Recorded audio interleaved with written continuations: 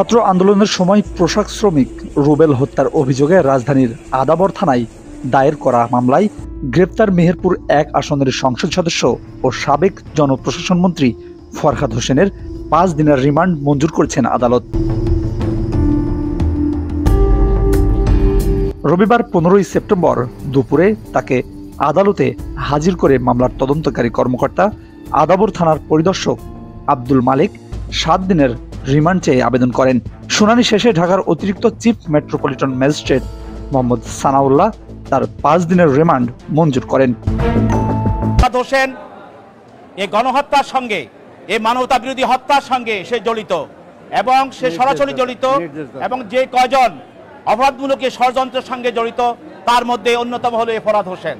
আজকে এই ফরহাদ হোসেনকে আদালতে উপস্থাপিত করে তদন্তকারী কর্মকর্তা ৭ দিনের রিমান্ড প্রার্থনা করেন এবং তদন্ত কর্মকর্তা বলেন যেহেতু আজার নামী আসামি এই রুবেল হত্যার সঙ্গে প্রাথমিক তদন্তে তার জড়িত থাকার বিষয়টি উদ্ঘাটিত হয়েছে এবং এই হত্যার সঙ্গে আরও বিষয়বস্তু জানার জন্য এবং আরও আসামিদেরকে গ্রেপ্তার করার জন্য এবং পালিয়ে থাকা আসামিদেরকে বের করার জন্য এবং আরও তথ্য উপাত্ত উদ্ঘাটন করার জন্য এই আসামিকে ৭ দিনের রিমান্ড নেওয়া প্রয়োজন এবং আসামি পক্ষেও বিজ্ঞ আদালতে আসামির পক্ষে দরখাস্ত দিয়ে রিমান্ড বাতিলপূর্বক জামিনে প্রার্থনা করেছেন।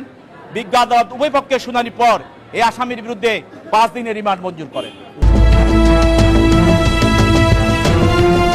এর আগে গতকাল শনিবার ১৪ সেপ্টেম্বর দিবাগত রাতে রাজধানীর ইস্কাটন এলাকা থেকে ফরহাদ হোসেনকে গ্রেফতার করে র্যাব। পরে তাকে আদাবর থানায় হস্তান্তর করা হয়। গেল ২২ আগস্ট পোশাক শ্রমিক রুবেলের বাবা রফিকুল ইসলাম বাদী হয়ে আদাবর থানায় একটি হত্যা মামলা দায়ের করেন।